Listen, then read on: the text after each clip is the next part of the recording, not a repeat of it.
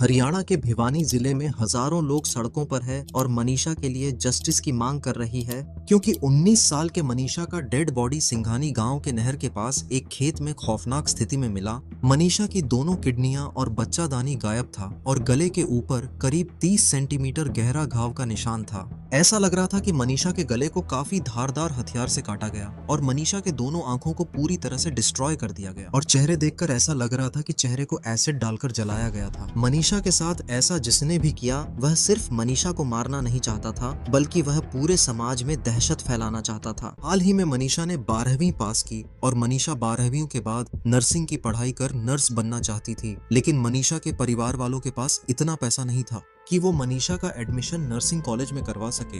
मनीषा अपने सपने को पूरा करने के लिए खुद पैसा कमाने को सोचती है, इसीलिए मनीषा ने कुछ महीना पहले ही सिंघानी के एक प्राइवेट प्ले स्कूल में एज ए टीचर नौकरी करने लगी। मनीषा प्ले स्कूल में छोटे छोटे बच्चों को पढ़ाया करती थी, जिनसे मनीषा हर महीने अच्छे खासे पैसे कमा लेती थी। 11 अगस्त 2025 मनीषा हर दिन की तरह आज भी सुबह सुबह बच्चों को पढ़ाने के लिए प्ले स्कूल पहुंची। स्कूल में छुट्टी के बाद मनीषा करीब 2 बजे प्ले स्कूल से बाहर आती है। इसी दौरान मनीषा अपने पिता संजय को फोन करके बताती हैं आज वह थोड़ा लेट घर आएगी, क्योंकि वह सिंघानी के आइडियल नर्सिंग कॉलेज में बीएससी नर्सिंग में एडमिशन से रिलेटेड इंक्वायरी करने जा रही हैं। काफी शाम हो गया, लेकिन मनीषा अब तक घर नहीं लौटी थी। शाम के 6:26 में मनीषा के पिता संजय के मोबाइल पर मनीषा के नंबर से कॉल आया। जब तक संजय कॉल रिसीव्ड करता तब तक कॉल कट गया। संजय ने 6:26 में ही मनीषा को रिटर्न कॉल किया, लेकिन मनीषा का फोन स्विच ऑफ बताया। अब संजय का मन भारी होने लगा और उसे अनहोनी का डर सताने लगा।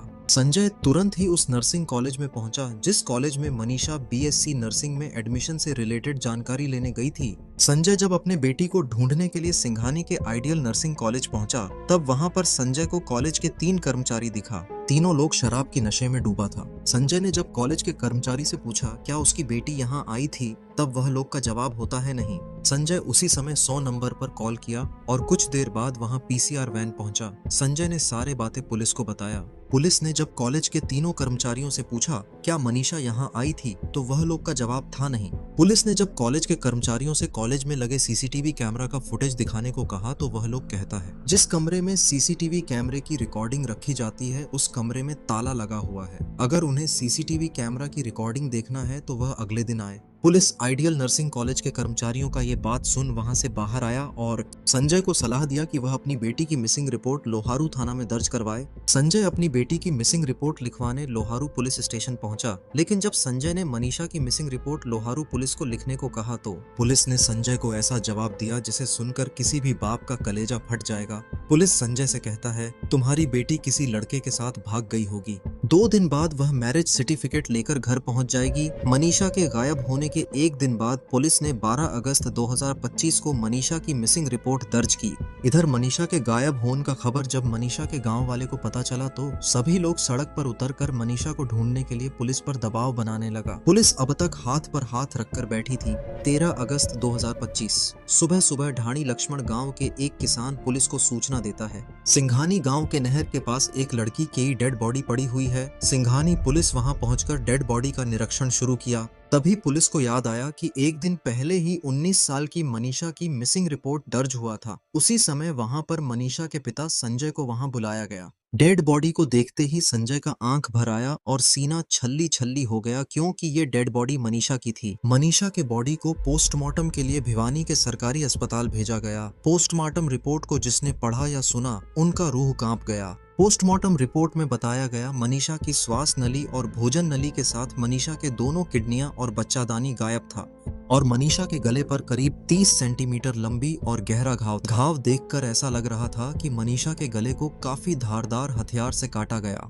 इतना ही नहीं, मनीषा के दोनों आंखों को पूरी तरह से डिस्ट्रॉय कर दिया गया था और मनीषा के चेहरा देखकर ऐसा लग रहा था कि मनीषा के चेहरे को एसिड डालकर जलाया गया। मनीषा की पोस्टमार्टम रिपोर्ट आते ही मनीषा के परिवार वालों के साथ हजारों लोगों सिविल अस्पताल में ही धरने पर बैठ गया और मनीषा के शव लेने से इनकार किया। सभी लोगों का एक ही कहना था जब तक मनीषा के गुनहगार पकड़ा नहीं जाएगा तब तक हम मनीषा का डेड बॉडी नहीं लेंगे और उनका अंतिम संस्कार भी नहीं करेंगे। मनीषा को न्याय दिलवाने के लिए हरियाणा के कई जगहों पर हजारों लोग सड़कों पर उतरा। धीरे धीरे ये मामला काफी ज्यादा हाईलाइट हुआ। सभी का एक ही आरोप था, अगर लोहारू पुलिस शुरू से इस मामला को सीरियस लेता तो शायद मनीषा अभी जिंदा होती। जब ये मामला हरियाणा के मुख्यमंत्री नायब सिंह सैनी तक पहुंचा, तब 15 अगस्त को भिवानी के एसपी मानवीर सिंह का ट्रांसफर करवाया गया और लोहारू थाना के एसएचओ के साथ 5 पुलिस वाले को सस्पेंड किया गया और भिवानी के नए एसपी सुमित कुमार को बनाया गया। सुमित ने इस मामला का जांच शुरू किया।